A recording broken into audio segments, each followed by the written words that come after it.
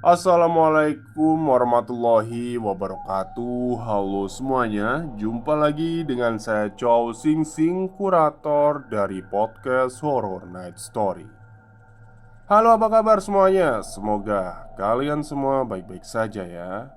Dan seperti biasanya pada malam hari ini saya kembali dan akan menghadirkan sebuah kisah mistis untuk kalian semua. Kisah mistis kali ini saya dapatkan dari akunnya Mbak Anastasia. Anastasia ya. Tapi ditulis ulang sama Mas Kalong. Jadi tulisan aslinya itu di tweet horornya Mbak Anastasia. Jadi Mbak Anastasia ini adalah seorang mantan pramugari yang pernah bertugas di sebuah maskapai penerbangan yang ada di Indonesia.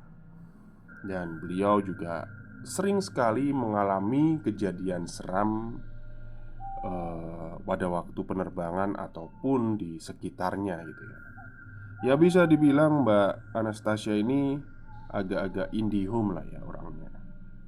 Dan bagi yang kepo dengan Mbak Anastasia, silakan bisa datangi akun Twitternya. Bisa juga langsung datangi YouTube-nya, channel YouTube-nya ya. Bisa diketik cerita horor milenial atau iya, cerita horor milenial kalau nggak salah ya. Nanti saya sertakan di link deskripsi. Bisa langsung ke sana, jadi bisa ngelihat Mbak Anastasia itu siapa. Oke, daripada kita berlama-lama, mari kita simak ceritanya.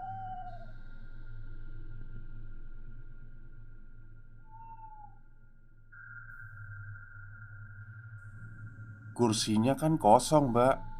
Kok dikasih makanan? Udah, nggak apa-apa. Ada orangnya kok di situ. Mungkin sekarang lagi di toilet. Halo, selamat malam. Ada cerita baru lagi nih. Kalau kemarin dari mekaniknya, sekarang pengalaman horor dari pramugari. Akan saya mulai kalau ceritanya udah kelar. Dan sekarang udah kelar nih. Cerita ini akan ada lanjutannya dengan tragedi ini. Kenalin, namaku Ana. Aku adalah mantan pramugari.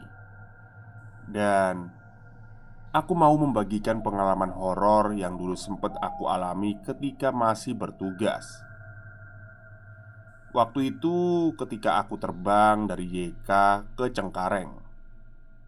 Saat itu kami mengalami sedikit delay karena pesawat dari Cengkareng datang terlambat. Penumpangku pun gak full seat, sehingga banyak seat yang kosong di dalam pesawat. Malam itu aku bertugas sebagai FA1, sebutan senior awak kabin yang bertugas di sebuah penerbangan. Salah satu tugasku adalah memastikan semua penumpang yang on board sesuai dengan hitungan yang ada di Pax Manifest.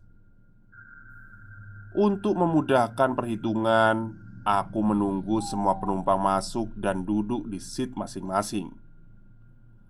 Setelah ground staff mengumumkan penumpang telah komplit, maka FA2 atau pramugari yang bertugas di AFT station atau kabin bagian belakang membantu menghitung penumpang dari kabin belakang menuju ke depan. Sesampainya di depan, FA2 melaporkan bahwa ada 123 penumpang. Sedangkan penumpang tercatat di Pax Manifest berjumlah 122. Jadi, ada selisih satu penumpang lebih. Untuk menghemat waktu, akhirnya kami memutuskan untuk menghitung ulang. FA2 menghitung kembali dari belakang ke depan, sedangkan aku sebaliknya. Ketika aku mulai menghitung dari depan kabin, lampu ciling berkedip beberapa kali. Suatu hal yang jarang terjadi. sehingga membuat konsentrasiku buyar dan perhitungan menjadi tidak akurat. Aku akhirnya memutuskan untuk menghitungnya kembali. Oke, ketika melewati overwing, aku melihat dari jauh ada sosok wanita berpaes dengan menggunakan sanggul berhias kembang goyang di atasnya. Wanita itu duduk di belakang bagian window seat dan menatap lurus ke arahku. Kok kayaknya aku nggak lihat wanita itu ya ketika masuk ke boarding, batinku. Sedangkan penumpang yang masuk ke pesawat pasti melewati tempatku berdiri. Atau mungkin ketika wanita itu masuk, aku pas nggak merhatiin. Tapi kayaknya nggak mungkin deh. Ya sudahlah. Karena nggak mau hitunganku kembali buyar, akhirnya aku memutuskan untuk mengacuhkan hal itu sejenak dan kembali berjalan ke belakang. Aku menghitung dengan penuh konsentrasi. Ayo, ayo, fokus, fokus, batinku. Ketika aku sampai di baris paling belakang, kok aku ngerasa merinding ya tiba-tiba. Sosok wanita itu sudah nggak kelihatan lagi. Jelas-jelas tadi aku melihatnya. Aneh deh. Aku tengok ke sekeliling kabin dan seat penumpang. Siapa tahu dia pindah dan ternyata memang nggak ada. Kemana hilangnya? Kemudian aku memeriksa lavatory yang ada di belakang. Siapa tahu dia ada di sana. Namun ketika aku sampai kosong, nggak ada orang. Lavatory benar-benar kosong. Aku kemudian melihat ke arah counter checker. Di sana jumlahnya 122. Hitungannya sesuai dengan hitungan yang ada di PAX dan juga hitungan kedua dari FA2. Merasa kalau perhitungannya sudah selesai, aku langsung melapor kepada kapten dan menutup pintu pesawat. Buru-buru aku langsung melakukan welcome announcement dan safety announcement. Dan ketika aku berdiri menghadap ke penumpang, sementara pramugari lain melakukan safety demo di kabin, aku tersentak kaget kalau aku melihat wanita berpaes dan bersanggul itu ikut berdiri di antara rekan pramugari yang sedang memperagakan baju pelampung. Jelas banget, wanita itu menggunakan baju penari berwarna hijau dengan selendang kuning keemasan. Dia mulai menari sambil sesekali menatapku. Tajam banget tatapannya. Karena aku juga terkejut, beberapa detik kemudian aku menghentikan announcement, sehingga rekan pramugari yang sedang memperagakan demo menoleh ke belakang dan memberi kode untuk melanjutkan. Karena aku juga lihat rekanku menoleh, aku buru-buru melanjutkan safety demo sampai selesai dengan seorang penari yang masih terus menari sampai pesawat kami take off. Dan ternyata ngerinya nggak sampai di situ saja.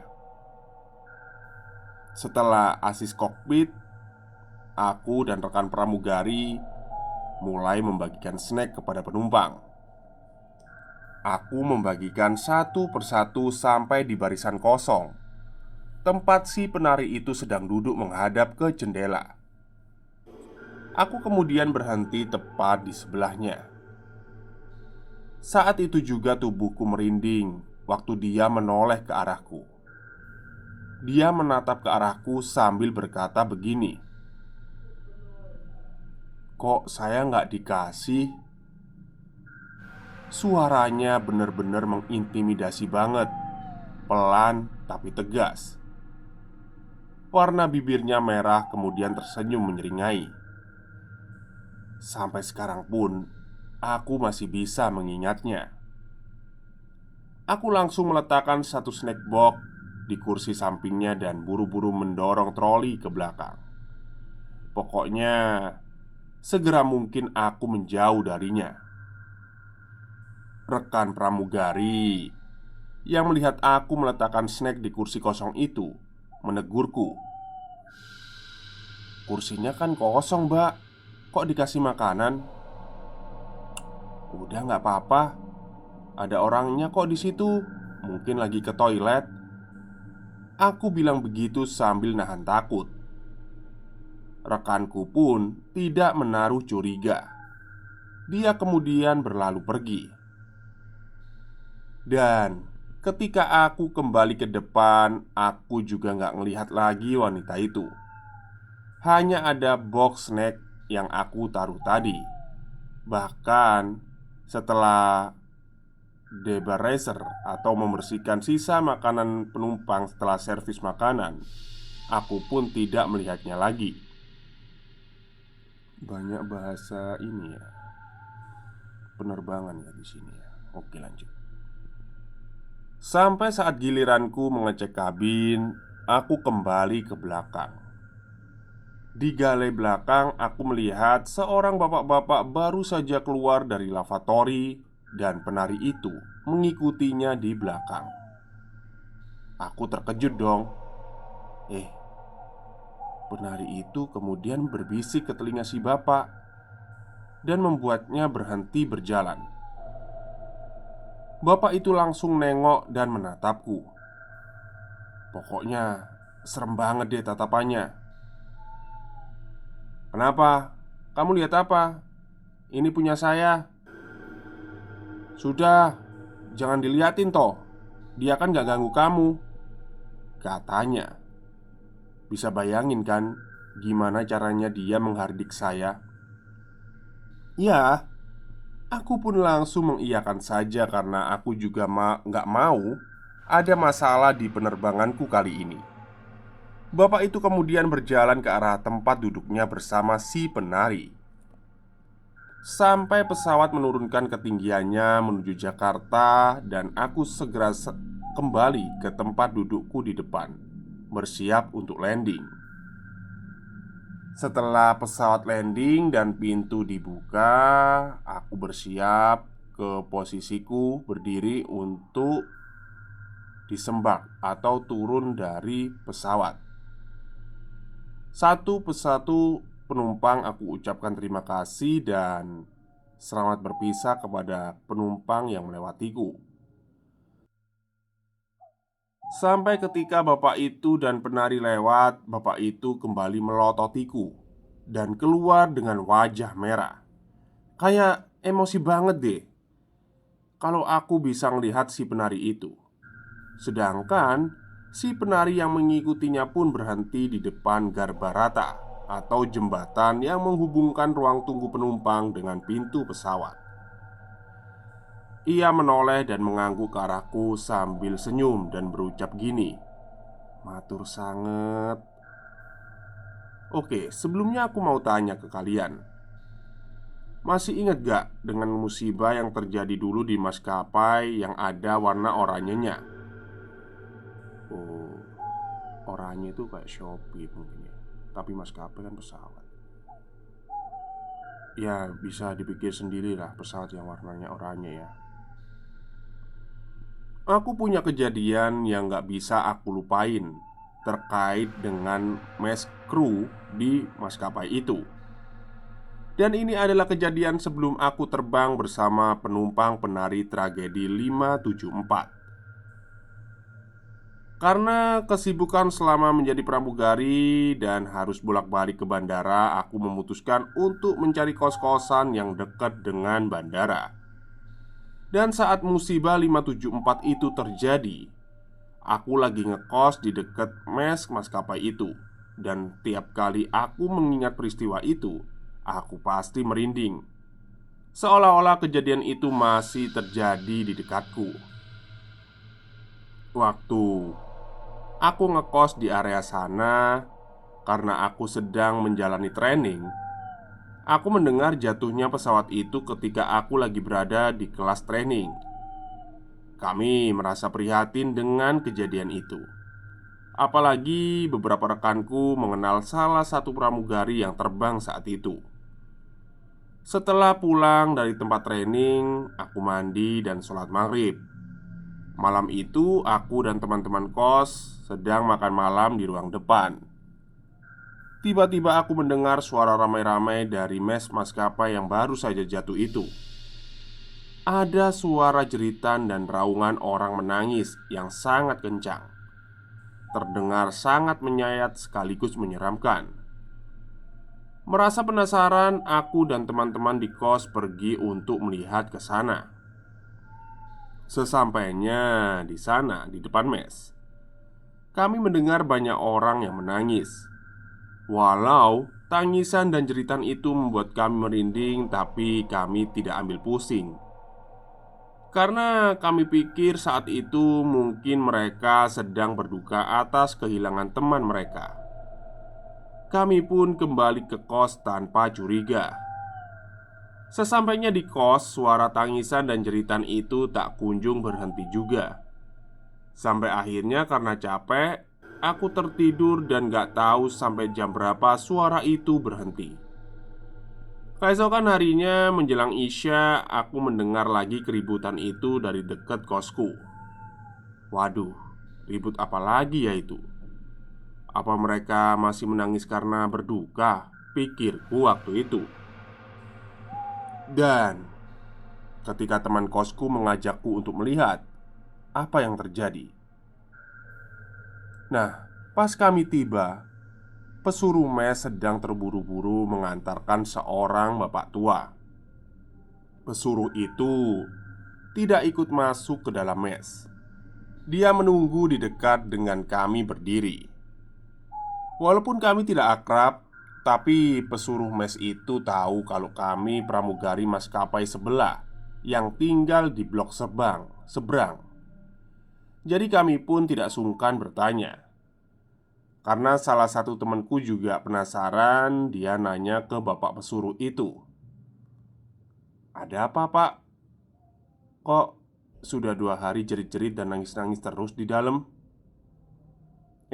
Iya, Ning," saut bapak itu agak ragu. Lalu ketika mendengar jeritan panjang dari dalam, ia kembali melanjutkan, "Gak tahu, merinding banget saya." "Kenapa merinding, Pak?"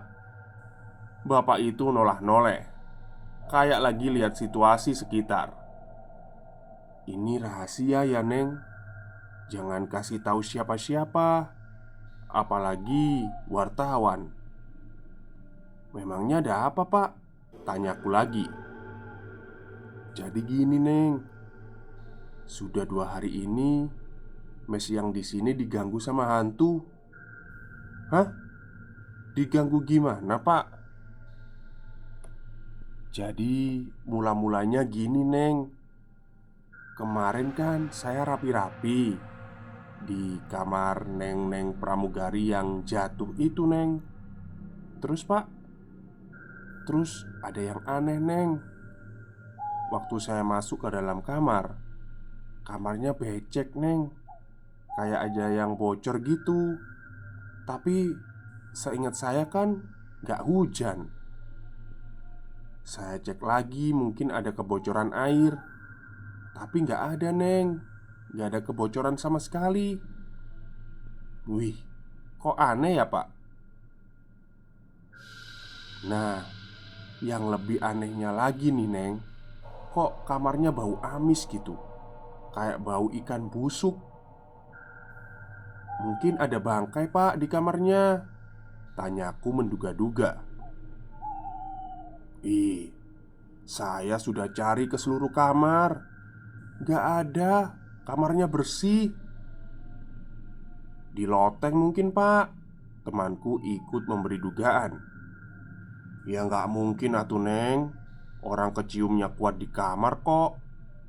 Dan oh ya, satu lagi, Neng, yang ngebuat saya yakin kalau mes ini diganggu hantu.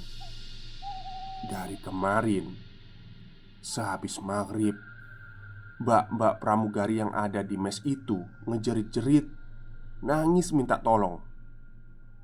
Kesurupan, Pak." Iya, kesurupan, Neng. Pada teriak, "Tolong, tolong, gelap di sini. Tolong, saya takut." Nah, kan saya jadi takut, Neng. Makanya pas hari ini begitu lagi, saya langsung saja panggil Mbah Slamet, orang pintar dekat sini. "Oh, orang yang tadi itu orang pintar, Pak?" "Iya, Neng." "Kok nggak ditemenin orang pintarnya, Pak?" tanyaku heran. Iya ya. Saya masuk dulu ke dalam, Neng. Tadi tuh saya mau ngerokok sebentar, tapi lupa karena ngobrol sama Neng berempat." Aku dan teman-teman tetap menunggu di luar karena masih penasaran. Dan gak lama suara jeritan itu berhenti dan disusul oleh bapak penjaga mes itu keluar bersama Mbah Slamet. Setelah Mbah Slamet berpamitan, kami kembali mengajak ngobrol sama Mbah bapak penjaga mes itu lagi. "Gimana, Pak? Udah aman?" "Alhamdulillah udah, Neng." "Katanya gimana, Pak?" "Ya, memang bener sih, Neng, ada gangguan hantu, Pak. Kalau menurut Mbah Slamet, pramugari yang punya kamar itu lagi suka-sukanya terbang. Jadi, saya diminta siapin satu set seragam, ditaruh bersama satu tangkai bunga mawar di atas tempat tidurnya. Disuruh juga naruh satu koper terbang baru di kamarnya." Setelah mendengar penjelasan itu, kami berpikir, apa benar semua itu bisa menghentikan jeritan dan tangisan orang-orang yang menghuni mes itu? Keesokan harinya, setelah selesai training, aku dan teman-teman di kosan kumpul untuk ngobrolin kejadian semalam. Berarti bener ya? Kata orang pintar itu ada yang ganggu di mes. Terus pas diturutin, orang-orang di mes seberang gak lagi diganggu.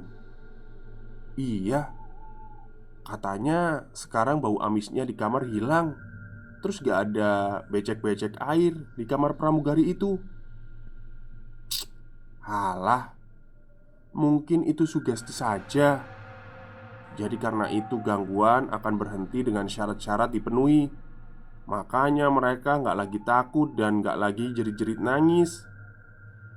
Terus gimana coba? Jelasin coba. Dari mana becek-beceknya air di kamar dan bau amis itu? Ya, mungkin kemarin ada yang bocor, jadi kamarnya bau. Ya, aku cuma diem aja pas teman-teman memperdebatkan opini, mana yang benar dan mana yang lebih masuk akal. Karena satu yang pasti, suara jerit dan tangis itu nyata dan kami mendengarnya dengan jelas. Seperti suara jeritan ketakutan dan ingin minta tolong. Dan yang membuatku gak bisa melupakan kejadian ini yaitu pada suatu hari ketika maskapai itu dinyatakan bangkrut dan mes ditinggalkan begitu saja. Di suatu malam, aku pas balik ke kosan dan lewatin depan mes.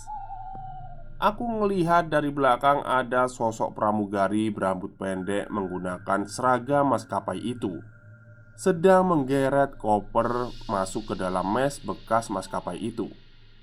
Oh, maskapai yang udah bangkrut itu ya. Nah, seketika aku merinding dong. Dan aku buru-buru pergi dari tempat itu. Aku masih mikir, kok setelah Mbak Slamet minta ditaruh syarat-syarat itu, waktu itu kok masih ada aja ya penampakan. Berarti emang benar kata guru ngajiku. Sebenarnya manusia yang sudah berpulang itu sudah tenang di alamnya. Dan yang menyerupai mereka itu jin. Ya, sebenarnya masih banyak sih kejadian seram yang aku alami ketika menjadi pramugari. dan aku masih berusaha untuk mencoba menulisnya kembali. Suatu saat, kalau aku sudah siap, akan aku bagikan lagi cerita yang lebih seram. Terima kasih, semoga terhibur. Selamat malam dan selamat mendengarkan. Oke, itulah kisah pramugari Mbak Anastasia 294128113. Itu akun Twitternya ya. Ya nanti dicari aja lah akun Twitternya Mbak Anastasia. Ditulis ulang oleh Mas Kalong. Jadi penulis awalnya Mbak Anastasia, terus ditulis ulang lagi sama Mas Kalong, kayaknya gitu. Ya, nggak nyangka ya, ternyata di pesawat itu juga ada hantu gitu ya. Bisa ada hantu. Tapi memang kalau dilihat, hantunya itu bukan hantu ya, jin. Jinnya ini kayaknya memang dibawa sih sama orang laki-laki itu, kayak bawaan gitu ya. Entah perewangan atau apa gitu. Mungkin aja si bapak ini tadi marah karena kok ada yang bisa ngelihat gitu ya selain dia gitu. Serem juga sih. Untungnya nggak ngapa-ngapain gitu ya. Oke, mungkin itu saja cerita untuk malam hari ini. Terima kasih kepada Mas Kalong yang sudah menuliskan kembali cerita Mbak Anastasia.